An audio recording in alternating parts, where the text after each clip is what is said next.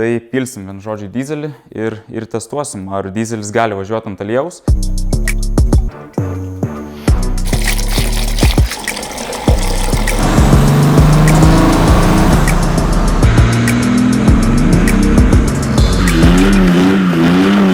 Tai ką, atėjo laikas ruošti sezonai, tai turime dizelį, su kuriuo važiavau gan senai kurtas, tai reikės pasikeis būtinai tepalus prieš sezoną, užsimesim žieminės padangas ir iš tikro padarysim dar tokį eksperimentą, tai turiu pasiruošęs aliejus, rapsų aliejus, maistinis, tai iš tikro, ką aš darysiu, patys to nebandykit daryti, tai pilsim vien žodžiai dizelį ir testuosim, ar dizelis gali važiuoti ant aliejaus. Iš tikro, biodizelinas ir yra pagamintas iš rapsų aliejaus, aišku, tas aliejus yra perdirbamas ir išvalomas, tačiau pilna internete tokių mitų, kad tokie degalai, biodizelinas, kenkia automobiliui, automobilis prastai važiuoja, užsikemša filtrai, užsikemša purkštukai ir taip toliau. Tai iš tikro, šiandien pabandysim paneigti tuos mitus ir naudosim visiškai tam neskirtą buitinį aliejų. Bet kaip ir sakiau, prieš tai pasikeičiam tepalus, pasikeičiam tepalų filtrą ir tada galėsim užsimaišyti kuro. Reikės pašildyti truputį motorą, nes dabar seni tepalai yra tikrai sustingę ir neišsileis labai maloniai. Tai atidarysim vartus.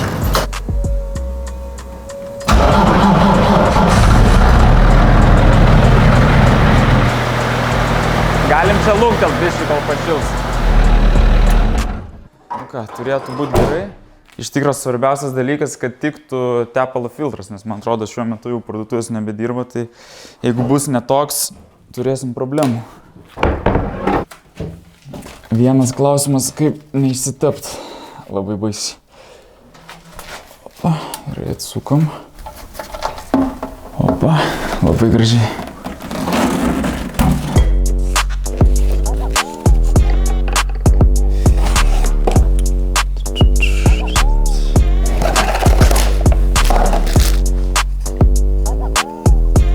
Labai sukitėjusios tos senos gumytės, visiška plasmasė.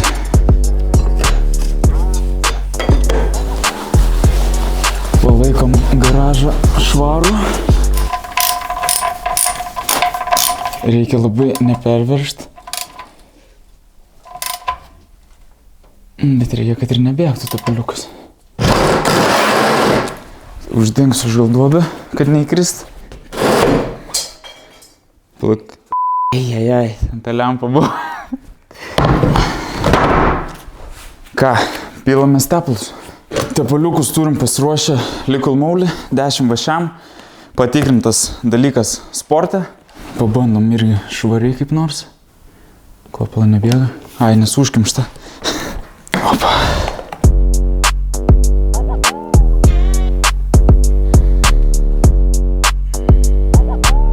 Galim pamatuoti iš tikrųjų, kiek tų tepalų turim. Beveik norma, galime dar įpilt. Truputį tada užkursim, užgesinsim ir vėl pamatuosim. Vos net bėgą išvažiavom.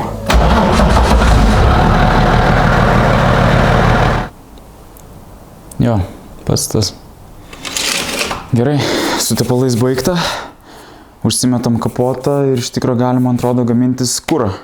Tai va, turime pasiruošę tokio dizelio, dabar čia yra tiesiog paprastas dizelinas ir mes jį maišysime visiškai tam neskirto maistinio aliejaus. Tai iš tikro maišysim į visą šitą tūrį 7% aliejaus, tai iš esmės lygiai tokį patį procentą jūs naudojate ir paprastam dizeliniam kurį pilatės iš degalinės, kuris yra žymimas B7, tai mes tiesiog namų sąlygom pasigaminsim biodizeliną. Aišku, nebandykite to patys, bet jeigu žmonės galvoja, kad pildami dizelį iš degalinės gali sugadinti savo automobilį, gali užsikimšti purkštukai, filtrai, automobilio trauka tiesiog sumažėja ir automobilis iš vis nebevažiuoja, tai manau mes tiesiog paneigsim visus tos mitus, nes realiai naudosim net tam neskirtą aliejų ir bandysim važiuoti. Pabandom. Tai viena talpa yra 20 litrų, tai reikia paskaičiuoti, kiek yra 7% nuo 20 litrų ir tai yra 1,4 litrai. Tai iš tikrųjų tiek įpilsim į čia aliejaus ir bandysim važiuoti. Pirmas litriukas, neatsisuka. Oi, opa. pasimokiau, kad būna ir antras dar atidarimas. Opa. Gardžiai, labai gardžiai. Ir pilam dar 400 ml. Opa.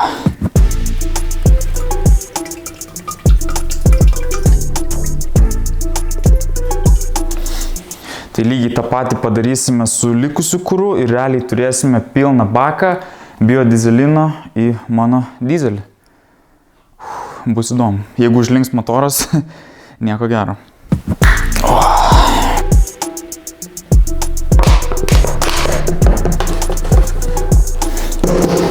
Tikėkimės, aišku, neprisižaisim su tokiais eksperimentais, bet jeigu atlaikys sportinis automobilis, tai galėsim bandyti ir su kasdieniniu.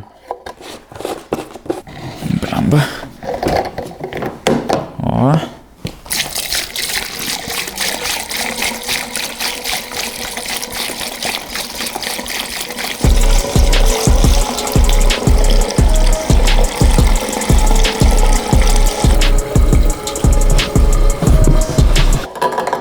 Tai ką, turim pilną baką, bandysim užsikurti ir pravažiuoti.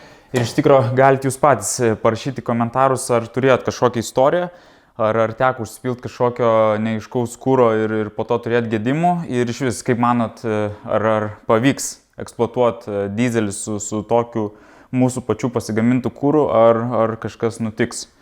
Tai va, mes ką, bandom užsikurti pradžiai. Jo, pažiūrim, ar iš vis dirba motoras. Pasiruošę važiuoti. Ar čia purvas?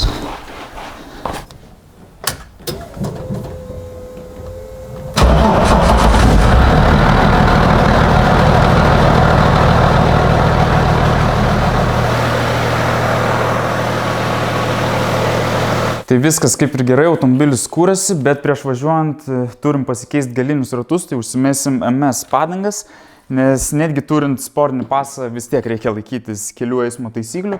Tai žinokit, kad su sportiniu pasu tu gali važiuoti gatve, tu gali važiuoti į varžybas, tu gali važiuoti iki degalinės. Vienu žodžiu, tu gali daryti viską, kas yra susijęs su to automobiliu, bet tu negali to automobilio naudoti kaip kasdienio automobilio. Ir tie, kurie galvojat, kad va, susidėsit lankus, pasidarysit sportinį pasą ir galėsit važinėti po gatvę, tai esate visiškai neteisūs. Tai visų pirma, jūs patys prarasit sportinį pasą, po to galiausiai mes visi prarasim iš vis toje galimybę, kad sportinis automobilis galėtų praeiti techninę apžiūrą ir galėtume legaliai važiuoti iki varžybų, iki treniruotės vietos ir panašiai. Tai kol turime tokias geras sąlygas, nedarom nesąmonių.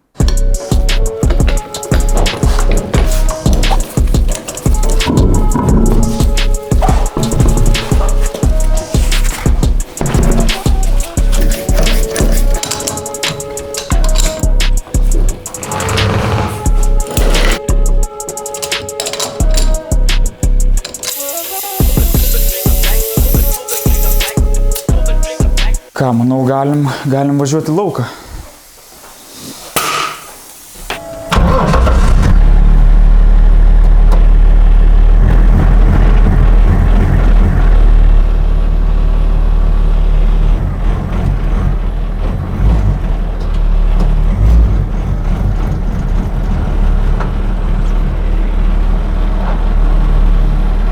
Gerai, bandom važiuoti, variklis pašylo.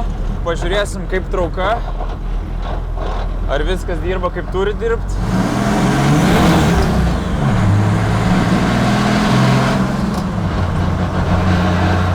Tai manau, kol kas tikrai viskas gerai, nejaučiu jokio diskomforto.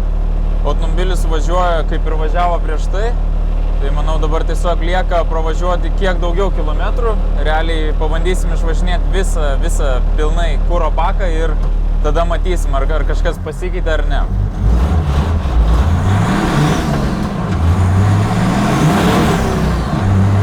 Toks blynų kvapas, sakyčiau, yra truputį.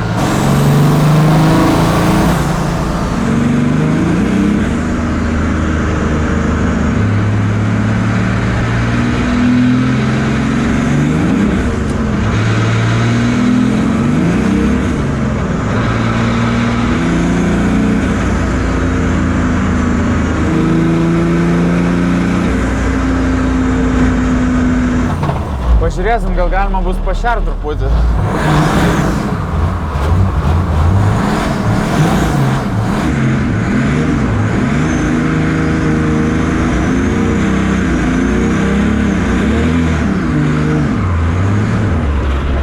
Ir vėl blynų ir padangų kvapas. Ką, pirmieji įspūdžiai, kad viskas tvarkoja. Tai reikės dar, aišku, prasivažiuoti, pravažiuosim, kaip ir sakiau, daugiau tų kilometrų ir po to pabandysim normaliai užkurt padangas.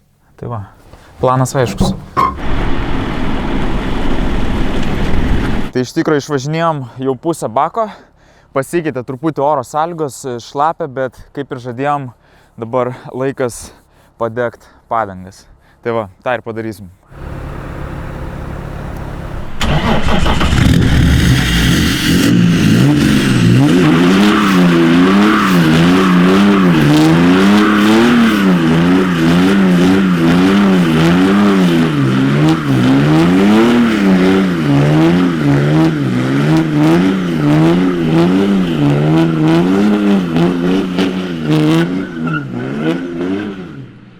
Tai pradžiai toks lengvas apšilimas ir iš tikrųjų galvom nulėksim į trasą normaliai pašerti. Iš tikrųjų, jeigu norit pamatyti tokį vaizdą, spaudžiam patinkant šito video, o mes turim dar pusę bako, tai man atrodo lėksim, išvažinėsim iki galo ir tada galėsim pasakyti išvadas.